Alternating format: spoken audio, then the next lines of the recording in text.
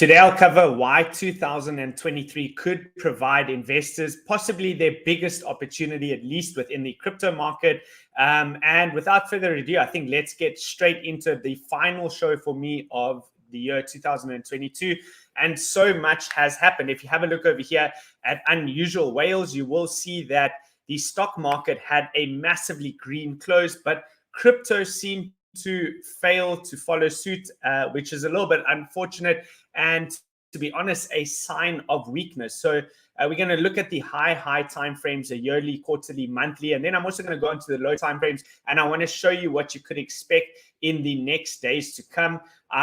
In summary, I'm basically looking for a small dip and then a possible pump. I will give you the exact levels that you can watch out for, and there should be a trade opportunity for those of you. Stay tuned until the end of the show. So if you have a look here at Girl Gone Crypto, she says that my shitcoins are not looking so bad. And this is the stock market from peak to trough. Pretty much a lot of top stocks down 99% as well. Netflix down 59%, which is the least of the big names that are out there. So massive moves within the markets. And this is the chart that I wanted to focus on. It is Bitcoin on the yearly chart. And you will notice a pattern that has formed. Of course, we know the 4-year cycles and how those play out. And we are looking to come into the halvening cycle soon. And we know that is usually a massive catalyst for the crypto market to rally. But will the same thing happen again? Well, looking at this chart over here, you can see that we have these 1, 2, 3, 4 candles, which is the cycles. Of course, we're currently on a 2. Usually you have a 3, which dips a little bit further down. So you can see the wick that goes even lower, meaning that in the short to medium term, there is going to probably be low prices ahead. That happened in 2015. It happened again in 2019. And will we have that in 2023? One more flush to the downside, which is what I'm looking for and hopeful of to get my final bids in my long-term investment portfolio, and then proceed to rally with the 4th candle. Well, the third year, which is next year, is coming into the 3rd yearly candle. That will just dip down and then it should end green. And then the 4th candle and the 1st candle are the big ones to follow, which is 2024 and 25.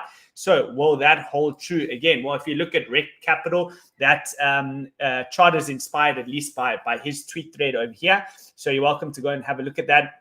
He says here, generally, Bitcoin has never formed downside wicks below a candle 1 top. Thus, a long BTC downside wick in 2023 candle 3 seems unlikely. So he's saying, so it's not going to wick down hard to the downside, but there could be a small wick. However, should a wick occur, candle 3 would need to yearly close above 14,000 to preserve the 4-year candle structure.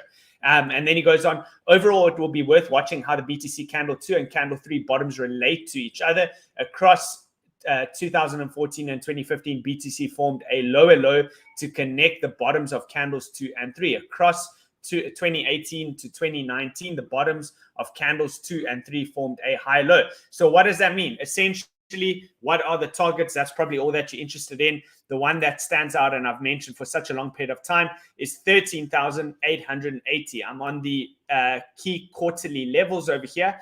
So 3-month chart, looking at quarterly levels, you can see the strong area of support that will form within this zone, which was established back in 2017.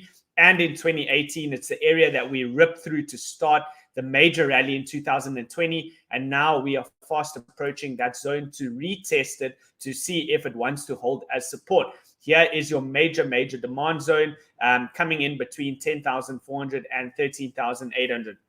At the very least, I've said for a long time, the very least, this is like a magnet. 13,880 is like a magnet. You want to pay attention to that, and you want to have your positions already established, limit orders set to buy at those levels. That's not financial advice. It's just what I'm looking at, because as a strong level of support, I do expect a reaction. Yes, it can go lower, it can go through that zone, but anywhere within this area is your reactionary zone where you want to see a bounce. Game of Trades has also pulled this chart out, very similar. Bitcoin has never seen back-to-back red years in its history, which means, again, yes, next year we can open up to the downside, but ultimately we want that to turn green for this sequence and pattern to continue to hold. And we do have a trend that has established. It's happened again 1, 2, 3 times. That means that we have a trend. Will this be the 4th time? That is the question that many of us may be wondering. Titan of crypto, he's also pulled out over here the crypto total market cap. And he says, check this interesting pattern on the yearly chart. 1 bearish yearly candle followed by 3 bullish yearly candles. Could 2023, 24, and 25 be 3 good years for Bitcoin and crypto as well?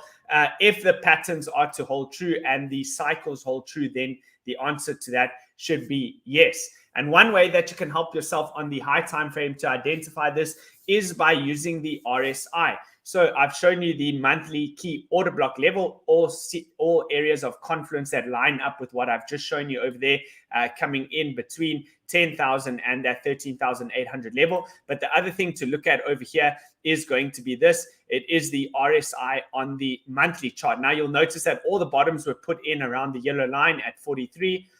This time is different. Of course, we have gone lower. So you have one touch over there, another touch over here. Now we've broken down below this level and we've held below there. And now you want to look for it to turn back up as a sign of strength. And if you see over here what Trend Rider has said, he says the same thing. A safer approach, wait for the 1 month stochastic RSI to get back inside of the blue area before buying Bitcoin. Do not buy for long term just because it is oversold. It can continue that way for a long period of time. And I have to caution you of that, guys. There's many charts that you can look back on. Google hyperwave theory and the burst of bubbles and what those charts look like. They can go down much longer than you think. And therefore, you want to wait for bulls to take control. Bulls taking control would be if the RSI breaks back above that dashed yellow line, which is the 43.53 level. So if you start to see this and you want to see it convincingly, especially if it gets back above the moving average, I told you guys as well, expect the moving average to start to curl like that, RSI to break back above here and even come down for a retest. These accumulation zones, they take time. You can be in an accumulation zone for Bitcoin for the next 12 months, and there will be plenty of opportunities to go long on the market for the long term. So that's what I wanted to cover on that over there. The Wall Street cheat sheet, I do think that we are fast approaching the capitulation zone. I think that if you pull up charts like Solana, which I'm going to show you in a second's time, and it will relate it to the Wall Street cheat sheet, I think that is already finished with its panic phase, which is what Bitcoin had back in June, where we went down to the lows of 17,500. And now we are starting to approach the potential for capitulation phase. The question is, how low do we go in that capitulation phase? Do we bounce off of 13,880, that key yearly level or quarterly level? Do we bounce at the mid-range over here, 11,500? Or do we go all the way down to the diagonal at 8,200? That diagonal has connected from the lows of 2017, again, 2019, 2020, and then where we currently at. So that's kind of what I'm watching over there. Volatility continues to remain low, waiting for this to kick up. Bollinger Bands are squeezing in. That is a sign that volatility it's contracting, right? It's contracting. Price is contracting, and a big move like a spring action is waiting to take place, and we're getting closer and closer. Price stuck below all important moving averages. These are the levels outlined on the previous stream in case you missed it. Main area to clear here is 18,500, at least for the next major zone of resistance. That's going to be all those different moving averages and EMAs. And then on the lower side over here, if you start to break below 16,200, it's going to be big trouble for crypto. Start to close any, I would say, a 12-hour candle underneath that level. Any 12-hour candle closes under 16,250 will start to initiate that the next sequence of volatility and momentum move, which then is more than likely going to go to the downside. But I'm talking to the high time frame, guys. Everything high time frame continues to remain bearish. What would also happen if you start to lose that 16,200 and price starts to come down like this, and you start to see something like that, that would now confirm this as your next lower high area over here. And then you have a lower low. And then, of course, the trend is obviously going to strengthen to the downside. So high time frame, everything remains bearish. Price stuck below all important moving averages over there. Okay, the stock market, very, very quickly, it is stuck within a range over here. So you have very simply the range high, range low, mid-range, and then you have the quarterly area between the range high and the mid-range, and then you have the low quarterly between the mid-range and the range low. So currently price is bouncing off of that quarterly level, and it's stuck within this range over here. My anticipation is that any push up into this zone is going to be a high level of resistance because you have the strong downtrend matching up with the mid-range over here. And I would expect price to struggle to get through that level, possibly turn over and sweep the range lows one more time. So that's the stock market. Whatever the stock market does, Bitcoin will likely do, because the stock market is at this area of support, this horizontal dash line over here. And I think it could bounce into this region, coming in at about 3,900. Of course, that will have some sort of an impact on crypto, which is where the lower level targets will line up. I'm going to show you those in just a moment's time.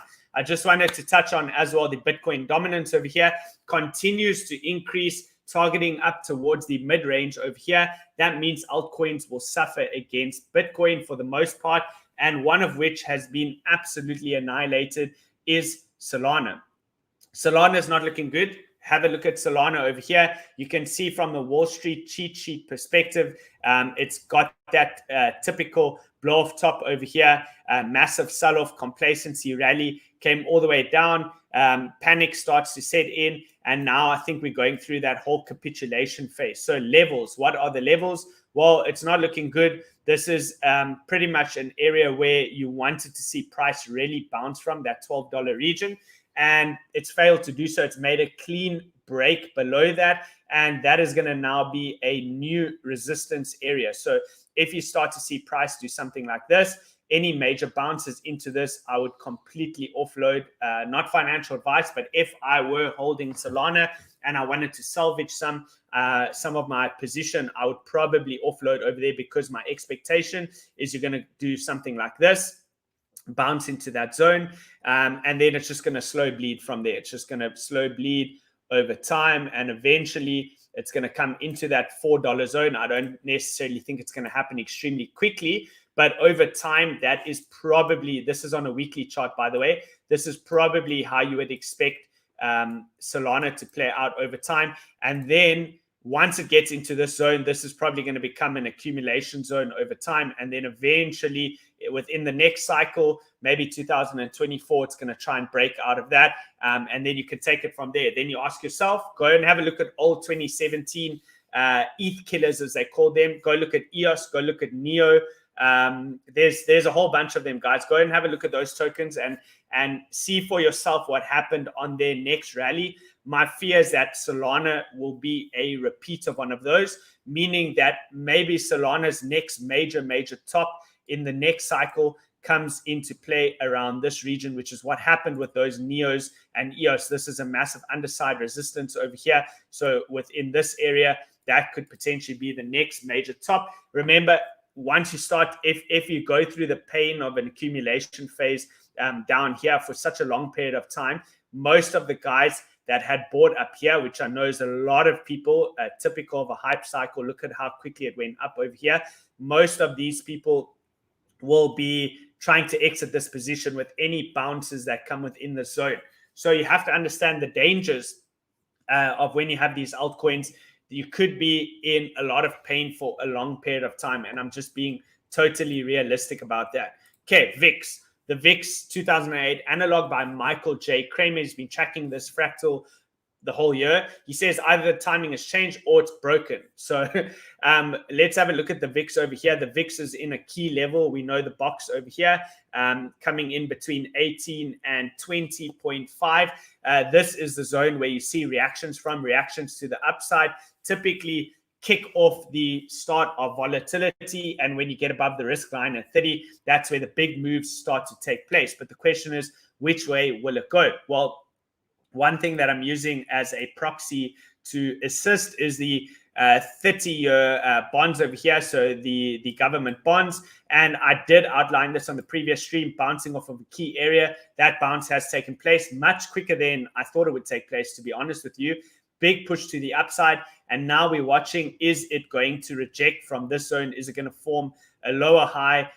Is this going to be your fail zone, which means that typically, if that were to be the case, then you're starting to look for major bottoms within risk on assets.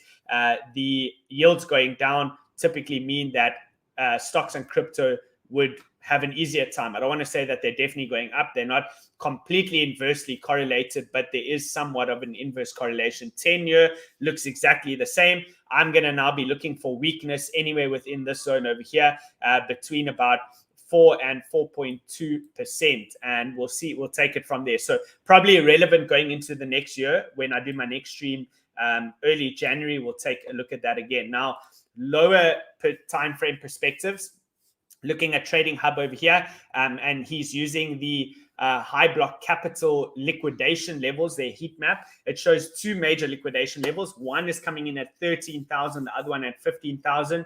And then he says, as shown in the previous tweet, if we can wipe out all of that liquidity in a wedging fashion, I really like the odds for significant bounce, 13,000 all the way up to 30,000, hopefully. I agree with that. By the way, that's where all the liquidity lies. It's everything I've shown you right now on the high time frames that line up with those key quarterly levels, strong areas of support back from 2017, 2018. And this is the wedge in the yellow over here. We did outline this on the previous show. Also could be in a downward channel. So that is something that you have to be careful of. What I really like about this is if you see it moving down. So let me just grab a pen and show you an example. So we've moved up, down, up, down. I would love to see something like this. Maybe it gets into the top over there and rolls over one more time, sweeps that 12,000 level, which would liquidate all of those players. You know that it's a game of liquidity. You're always looking for the liquidity in the markets. So in line with what he's showing over here, you wipe out the $13,000 and $15,000 level. Specifically, I like that $12,000 to $10,000 level. This would be considered a big fake out that would invalidate the falling wedge. Falling wedge is a bullish formation pattern where you expect it to break out to the upside. But a break below over here temporarily without a closing basis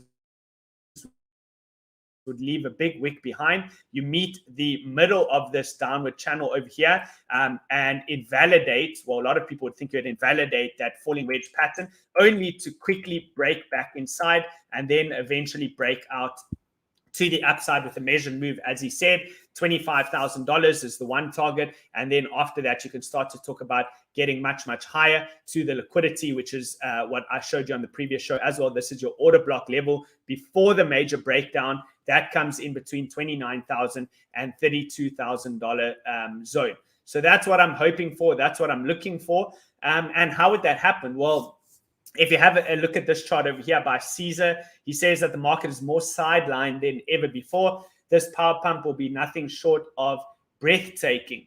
Very dramatic account, I must say. Just take everything that he says with a pinch of salt, because it was only a few months ago he was calling for $4,000 Bitcoin to liquidate Michael Saylor. Now I see he's flipped full bullish, but I'm not here to show you his tweet, but more the evidence which he's got over here from Macro Micro, which is showing the on-chain metrics, and it's got the stablecoin to Bitcoin exchange balance at all-time high levels, meaning that people are in stablecoins. There's a lot of people that are sidelined in stablecoins.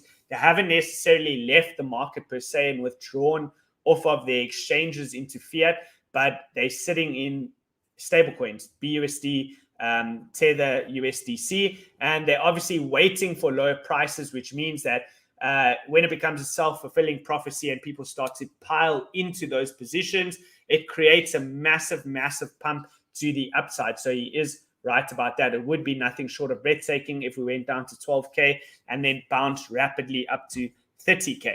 So the Bitcoin chart on the daily over here using the different moving averages continues to remain bearish. Looking for pretty much all that I can deduce from this chart is it is looking for a potential sweep of the lows over here. Still kind of stuck within a range. but below all the important moving averages means it is bearish. Now, GMX, using their long short positions over here, they have come somewhat into balance. Well, not into balance, but more, it's moving towards getting balanced out again with the shorts against the longs than what it previously was. So we have 95 million over here in short positions, meaning that there is an opportunity for an upside spike to liquidate those shorts, and 43 million, 42, it just changed, is in long positions. What I like about using GMX over here is that it is decentralized, meaning that to read this data over here is unmanipulated. It should be, yes, it's not a massive sample base, 95 million and 42 million, very, very small, but it gives you somewhat of an indication of what's going on within the market from an unbiased and transparent perspective. Whereas we know central authorities do, of course, manipulate these prices to influence what a trader is doing. Now, looking over here at how do you even say this? Rectiomedes. I don't know. Anyway, guys, have a look at this thread. I'm going to retweet it. It's a lot of alpha in here. It's about Arbitrum portfolio. And I do think that Arbitrum will be a big, big player in the next cycle. I'm starting to try and identify what could be the next big, at least ecosystem plays going into the next cycle. They do, of course, host GMX, which is what I just showed you over here, decentralized exchanges. I know they're involved with chaining. I'm going to retweet this so you can go and look at my Twitter if you want to read through. It's a long thread. I don't want to go through it right now. But if you have a look at the Arbitrum ecosystem, it's got a lot of at least my top and favorite picks within here. And one of which that's just moved over onto their platform is, of course, gTrades over here. So if you go to Gains Network, the link in the affiliate below, go and have a look over here. They are moving on to Arbitrum. They do offer, by the way, you can trade not only crypto, but you can trade stocks as well as Forex, which is pretty amazing in a decentralized fashion. The wallet addresses currently, there's only 8,931 users on this platform, which is only a fraction of how many people view my show alone. I do think that Gains Network will be one of the top contenders going into the next cycle. And full disclosure, they are sponsor of the show. I'm very proudly sponsored by them because this is actually something that I would use, try and only associate with platforms that I am using every single day. So go ahead and have a look over there. I will be taking this next trade that I'm about to show you on this platform. Click the link below. Don't Google it. If you Google it, you might go to a fraudulent site that you run the risk of draining your MetaMask wallet. So only click the link below to go to the correct one. Okay. Price action in the short term. This is what's going on. Essentially, we stuck within a range. The range over here has been outlined on this chart. Just quickly zoom out. So range high, 18,150. Mid-range is 16,959. The range lows, where the lows have been, at 15,895. Okay, price has been consolidating below the mid-range within that major 1 hour and 2 hour range that I've shown you. The aggregate spot CVD, so cumulative volume delta, has been selling off. Spot continues to sell off, showing that there's no real sign of strength over here. Market has been driven by leverage traders. We have been moving towards the downside slowly but surely, which you can see by the CVD futures contracts in USDT and USDC pairs. But with that being said, the open interest has been climbing to levels where usually you want to start to look for a reset on the 1 hour chart. Now, when you pull up over here, this chart over here, it's showing you that the bias is probably that most of those leverage traders are piling into short positions. What that means is you should start to look for levels of support to potentially build long positions off of in the short term, talking to the short-term traders over here. So I see their price goes right now, selling off as we do the show, and it's nearing the levels that I'm watching. So this is what I'm watching. Okay, I always look left to try and establish, well, what could potential upside targets be if price were to rally. So I have the order block level over here, which is where this little consolidation happened before the major sell-off to the downside. That's coming in between $17,300 and $17,500. $17,592 to be precise, also happens to be the June low, which falls within this region. So my expectation, and the markets often work like this, what happens is you go through consolidation, then you go through manipulation, and then you go through expansion. So let me draw it out for you. What you'll see on the low time frames is often consolidation, manipulation, take out the Monday low. That's what I'm looking at. Take out of the Monday low, spike down, so possibly 16,100. You just don't want to see closes over there. And then, so consolidation, manipulation into this box, and then expansion up into the order block over here before the sell-off, as well as the June low, and take profit. Of course, take profit on your longs. Everything is still macro and high time frame bearish. That would just be a short-term trade set up on the long side. That's what I'm watching. Okay, if you start to close underneath 16,200 below that Monday low, and you start to close multiple candles below that level, then expect at least a sweep of the lows over here, 15,600, and a potential breakdown from that zone. That will all depend on what the stock market is doing. Just look at the S&P 500 SPX or SP1 exclamation mark for the futures chart if you want to see what's going on with Bitcoin. Pretty much it's doing whatever the stock market's doing. So those are the levels that I'm watching over here. If you want to be conservative on this play, then again, over here you got that level. That's kind of what I'm watching for this inefficiency zone to get filled. If you take a fib retracement level, you're looking at anywhere between the 618 and the 786 as area of interest, which lines up with exactly what I showed you. 17,592. I wouldn't hold my breath for the 17,900. I'd rather just take my profits over here. And I've drawn a very, very simple trend line. I know a lot of people went long yesterday. I didn't go long because we weren't able to convincingly get above this trend line. Very, very simple. There will be liquidity over here of guys that are shorting. So just keep trailing it. If you are someone conservative, that's all you need to do. Just trail it until it breaks through. Maybe you take out this zone over here if you want to be really careful, but then you are reducing your risk into that level. So that is it from me, guys. I think that brings us to the end. The final stream of the year, and what a year it's been. Absolutely fantastic year. Thank you all for being there. Thank you for watching the shows. Thank you for every single second of your time that you've given. Your time is valuable and irreplaceable. I do appreciate it.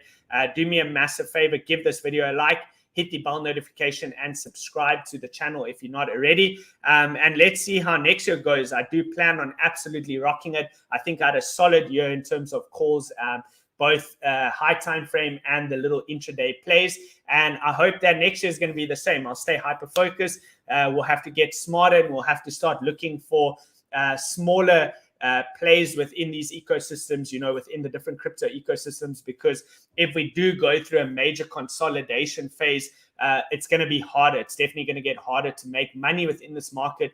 And the best way to do it is going to be using a trading portfolio to make money off that, and then add that into an investment portfolio, which we're going to hold for a long time.